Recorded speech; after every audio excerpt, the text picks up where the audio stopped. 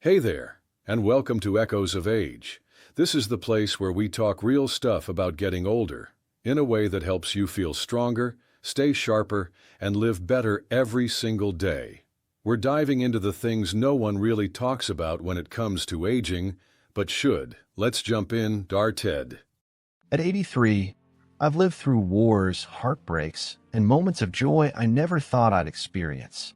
But there's one decision I made in my later years that still weighs heavily on me. Moving into an assisted living facility. At the time, it felt like the sensible thing to do. My son urged me, saying I'd be looked after, have company, and never need to worry about slipping in the shower again. I wanted to believe him. But what no one tells you is how much life changes once you make that move. This isn't about blaming anyone, not my family, not the caregivers. This is about telling you the truth. Because I know there are others out there, maybe you thinking about making the same decision. Or maybe you're watching this for a loved one. Before you decide, I want to share the 6 things I wish someone had told me. Because once you cross that threshold, everything changes. Stick with me until the end. Some of these truths may surprise you. And if you know someone facing this choice, this might be exactly what they need to hear. The biggest shock wasn't the unfamiliar bed or the sterile smell of disinfectant. It was the loss of freedom. Before, I chose when to get up, when to nap, what I wanted for lunch. If I wanted tea at 3 a.m. and toast with strawberry jam, no one stopped me. But here, you eat when they say.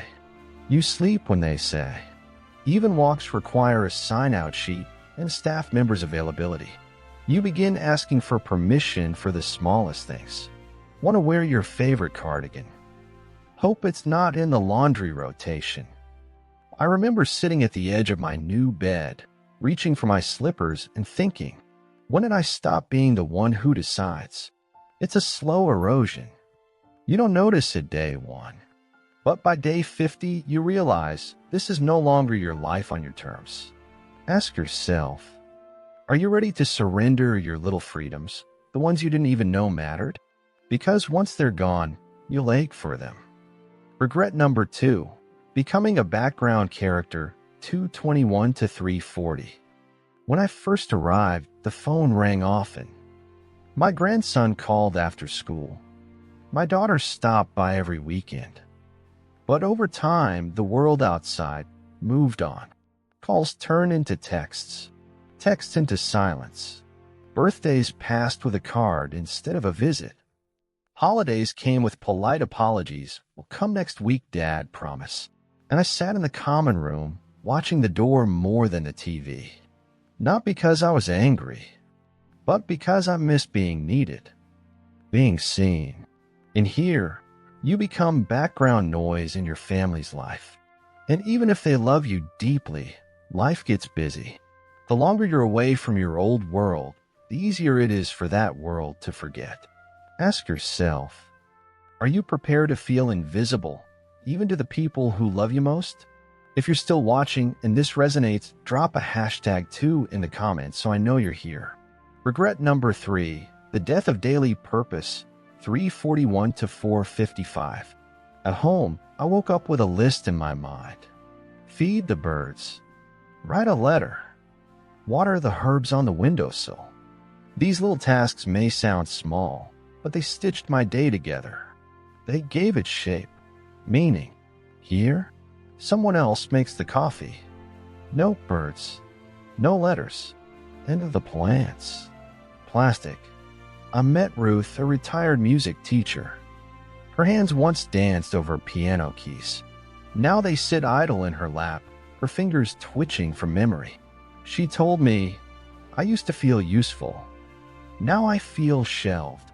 That stuck with me. Because purpose doesn't have to be grand. It just has to be yours. Ask yourself, what gives your day meaning? And will that still exist once someone else is managing your time? Before I moved in, I was still mobile. Stairs didn't scare me. I still made soup from scratch. But here's the trap. Comfort breeds stillness. Stillness breeds weakness. Here, meals are delivered. Laundry is done. No need to reach, lift, walk far. And slowly, your legs stop cooperating. Your balance falters. You catch yourself holding rails more often. I watched it happen to myself and others. Roy, once the fastest walker in our hallway, now uses a wheelchair. He told me, I stopped moving, and now I can't start again. Ask yourself, in a place designed to make life easy, will you fight to stay strong? Because if you don't, you fade faster than you think. If you're still with me, leave a #4 in the comments to show you're listening. At home, your space is sacred. You close your door. You breathe. Here, privacy is rationed. Staff knock, but don't always wait. You share walls, sometimes rooms. Even showers require scheduling. And the dignity you once held onto? It takes hits. Asking for help to button your shirt. Being bathed by someone younger than your grandchildren. It's humbling. Sometimes humiliating. Ask yourself, can you accept losing control over your own body and space?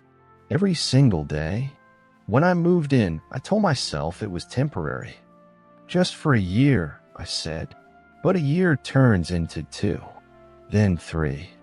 My home sat empty. Eventually, my kids rented it out, then sold it. Even if I wanted to go back, there was nowhere to go. And my body, not the same. Less confident, less capable. The longer you stay, the harder it is to imagine leaving. Even if your heart is screaming for home, ask yourself, are you ready for the possibility that once you move in, leaving might not be your choice anymore? I don't regret aging. I don't regret slowing down. But I do regret surrendering my life before I had to. Not every facility is cold. Not every family forgets. But every decision has a cost. Before you make this move, ask the hard questions. What are you giving up? Is there another way to get support without losing your independence? If I could go back, I'd explore in-home care. I'd ask for help, yes, but on my terms. I'd fight to stay connected to my life, not just be kept safe. Because safety without autonomy is just another word for a cage. If this video meant something to you, leave a comment below with what stood out most. Like, subscribe, and turn on notifications so you don't miss more stories like this one. Thank you for listening.